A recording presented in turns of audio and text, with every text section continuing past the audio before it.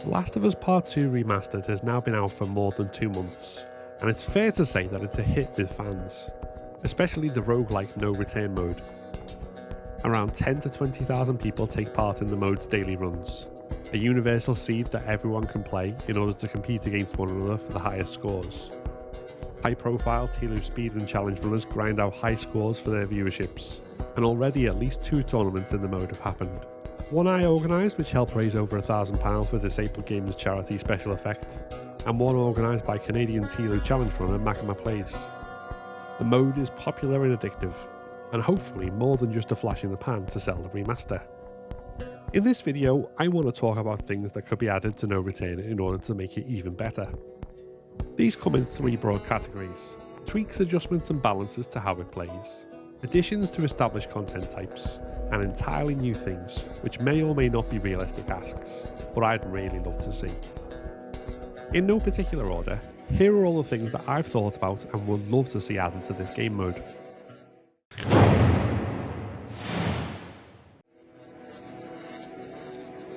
The obvious change is the one that nearly everyone wants for this mode: co-op.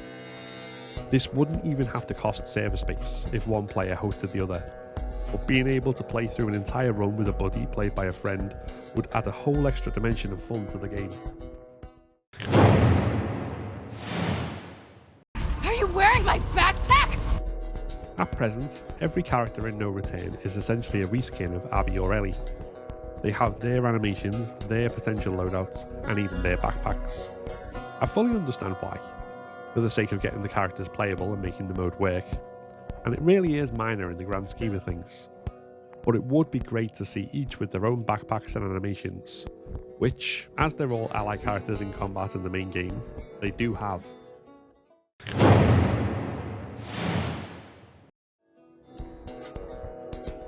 The speed and precision with which enemies can fire off shots, particularly on grounded, is of course part of the design to make it harder than lower difficulties. That's fine. But in No Return in particular, something about it feels broken. Especially when it can lead to you getting shot when you're behind cover, because half a second earlier when you weren't, the programming decided you would take a hit. Or when there are instances that an enemy can recover from a gunshot and fire off a shot on you in less time than it takes you to fire a second shot with certain guns, or to switch to a melee weapon if you're going in for a melee kill. Having enemies aim better and quicker on grounded than Survivor makes sense, but it shouldn't feel as cheap as it does on occasion.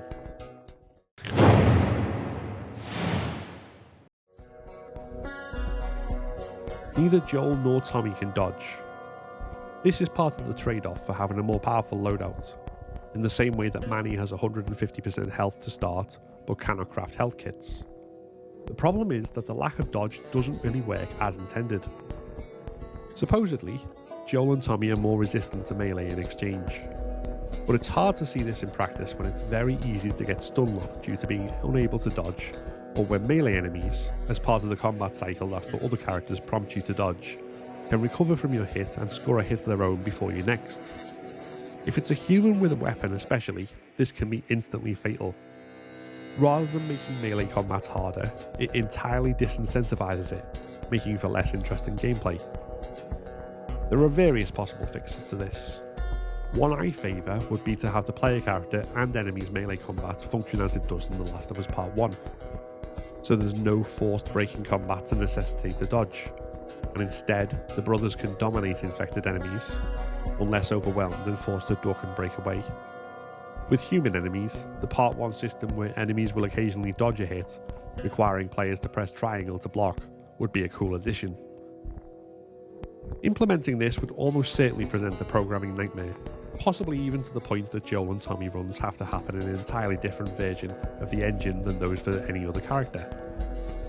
Or if that's the case, there are surely other possible fixes. Whatever the answer, the current resistant to melee perk isn't worth anything.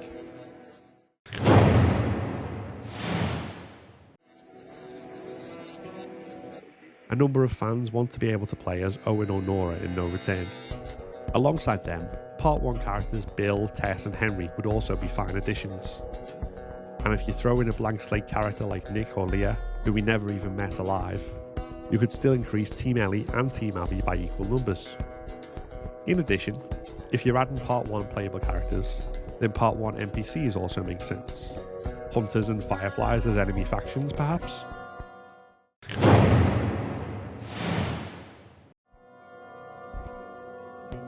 If we get characters from Part 1, then it would equally make sense to have maps from Part 1 too. Levels like the outside of the school in Bill's Town would be great hunted by infected maps, whilst the likes of the Pittsburgh bookstore or Tommy's Dam would be great for most encounter types. And the high school gym, mine elevator and hotel basement have considerable potential as boss arenas.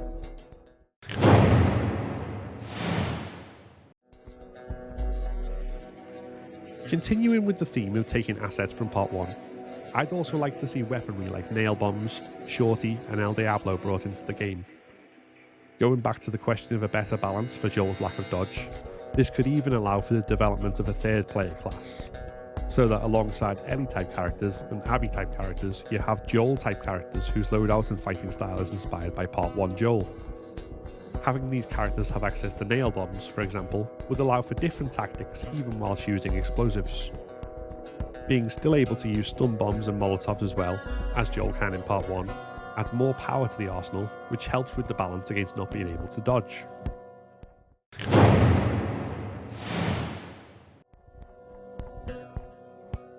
I've already mentioned that more maps would mean more boss arenas, and the obvious potential additions here would be the high school bloater and the coal mine bloater.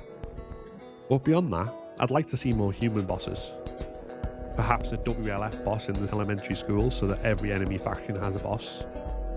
And if Fireflies and Hunters are added, then a Firefly boss in St. Mary's Hospital, or a Hunter boss at the Pittsburgh checkpoint as well. You could even repurpose the David fight to have David and his cannibals serve as a human counterpart to the theatre fight with the Superstalker. Personally, since the playable characters are divided into Team Ellie and Team Abby, I'd also like to see members of the opposite team as bosses in some way. That's probably the least likely thing to happen of everything I've listed, but it would be cool if done right.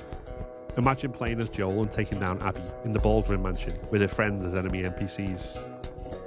Or playing as Abby and taking on Ellie, Dina and Jesse in the theatre.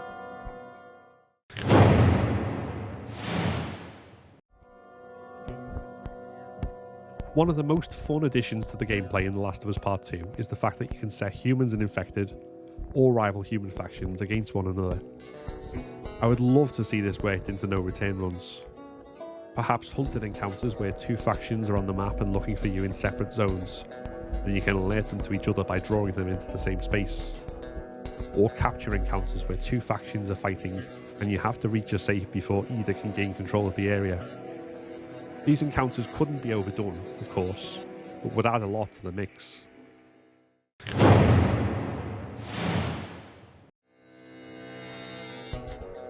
And finally, to round this list out to 10, one thing I think would be cool would be to play the maps and encounters as they occur in the main game, like the existing encounters mode, but as different characters. This would be cool just as part of the encounters mode, to choose a character and go in with a random loadout and see how you do. It would be extraordinary as part of No Return. Perhaps whichever encounter you choose, that and the 4 after it are your No Return run, with the mode still returning you to the hideout and trading post between encounters to stock up. Or, and we'll never get this, but it would be epic, a No Return version of whole game permadeath, where you run through every encounter of the main campaign as a single character, returning to the hideout between and using points to stock up. That's everything that I can think of which I'd love to see in No Return. Some of it obviously more realistic than others, but all of it with the potential to add huge amounts of replay value to the game. At the moment, there's no indication Naughty Dog will be providing any kind of ongoing support to the game beyond bug fixes, and that's understandable in the present climate. But wouldn't it be awesome to see some of these things in the game? What would you like to see in No Return? What do you think of the things I've listed in this video? Let me know in the comments below. If you enjoyed this video, then please give it a like and consider subscribing to keep up to date with all my content. Like the video that just popped up, which YouTube thinks you should watch next. This is a Patreon and member supported channel, so if you want to become a member and unlock custom badges and emojis, early access to my videos, and your name in the credits, then click the join button below. Thanks very much for watching, and see you next time.